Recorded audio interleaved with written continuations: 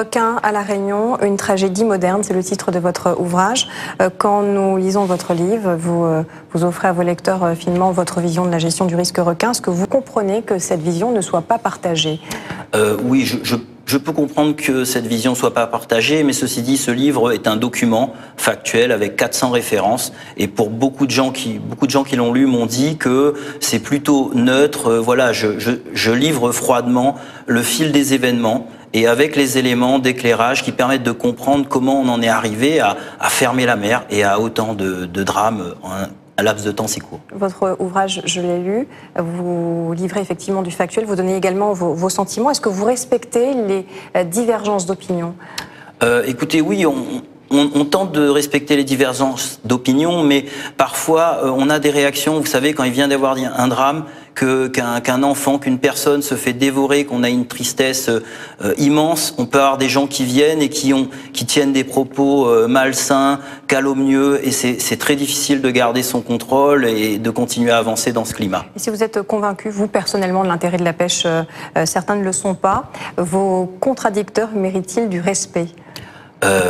Bien évidemment qu'ils méritent du respect, mais après, comme je vous dis, il faut voir dans quel cadre cela s'exerce. Et le problème, c'est que bien souvent, ils font preuve d'une immense mauvaise foi. Et la mauvaise foi ne mérite pas de respect pour moi. Et vous, pourrait-on vous reprocher une certaine forme d'agressivité parfois dans vos prises de parole? Écoutez, oui, il y a eu pas mal de petits clashs, entre guillemets, qui ont émaillé cette crise requin, mes prises de parole. Mais, vous les regrettez, très sincèrement? Alors, il y a pu avoir des fois, effectivement, où j'ai eu à les regretter parce que on m'a fait comprendre, je l'ai compris tardivement, que quand on devient une personne publique, eh ben, il faut garder la maîtrise de soi, même dans la pire des situations, même quand voilà, vous vivez des moments très difficiles. Avril 2015, manifestation devant la sous-préfecture de Saint-Paul. Vous interpellez Christophe Mulquin, qui était un ancien surfeur comme vous. Regardez. Pourquoi tu viens pas? Je ne viens pas parce que vous voulez bloquer. Non, on bloque pas la route. On va se mettre devant la préfecture. Tu viens alors? Vas-y. Tu viens pas? Tu viens pas? Allez-y. Allez-y. D'accord. Allez-y. Prends le mouvement. Un mot pour qualifier votre attitude? Bah écoutez, c'était un moment très dur. Le décès d'Elio, on était vraiment à bout. C'est des périodes où on dort très peu, on est très engagé. Christophe est un ami. On a eu, bon voilà, il m'en a voulu un petit peu pour cette altercation qui n'avait pas vocation à finir à la télé. Bon, mais voilà, c'est une tranche de vie, effectivement. Il y avait une décision à prendre. C'était celle de monter à la préfecture pour maintenir la pression sur le gouvernement. Ce qu'on a fait, on a été reçu dans la demi-heure par le préfet et ses plus proches collaborateurs. Donc pour nous, c'était quelque chose à faire et je ne regrette rien. En tant que professeur de sport, quel exemple souhaitez-vous donner à vos élèves? Écoutez, l'exemple qu'on a à donner aussi en tant qu'enseignant, c'est-à-dire de défendre des valeurs. Il y a dernièrement les programmes d'éducation morale et civique qui sont sortis et c'est vrai qu'on nous demande d'inculquer des notions de bien commun, d'intérêt général. Et pour moi, l'accès à l'océan avec un risque acceptable à l'île de la Réunion procède du bien commun et de l'intérêt général. Titulaire d'une maîtrise STAPS, vous avez étudié à Bordeaux avant de revenir à La Réunion. Vous n'auriez pas imaginé travailler ailleurs?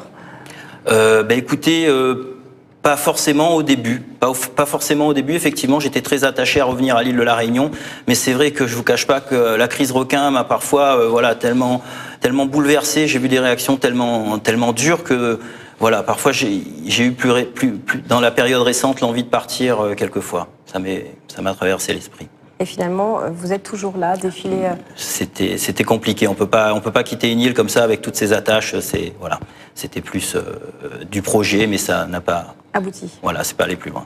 Défilé à Boucan, Roche-Noire et bientôt au spot de Trois-Bassins. Pour conclure, vous diriez que c'est un grand pas qui a été fait? Tout à fait, c'est un grand pas et puis c'est un grand pas aussi vis-à-vis du peuple créole parce que c'est vrai que pendant longtemps, le combat qu'on a mené était stigmatisé, on nous disait que c'était que pour une poignée de blondinés, etc. Et finalement, avec l'ouverture de ces deux plages de plein océan, on a vu que les Réunionnais aimaient l'océan, ils ne voulaient pas aller que dans un lagon, ils aimaient les sports nautiques aussi, ce sont des milliers, des dizaines de milliers de personnes qui sont venues à la plage. Les plages ont retrouvé un dynamisme et tout ça, ça procède du développement futur de l'île de la Réunion et il faut qu'on en soit fiers. Et pour conclure très brièvement, est-ce que vous et vos enfants, vous remettez à l'eau? Oui, régulièrement. Mon fils qui avait très peur et on avait arrêté pendant cette crise requin. Et là, avec les filets, on peut se remettre à l'eau avec un risque totalement acceptable. Voilà. Jean-François Nativelle, merci beaucoup pour ce tête-à-tête. On arrive au terme de cette édition.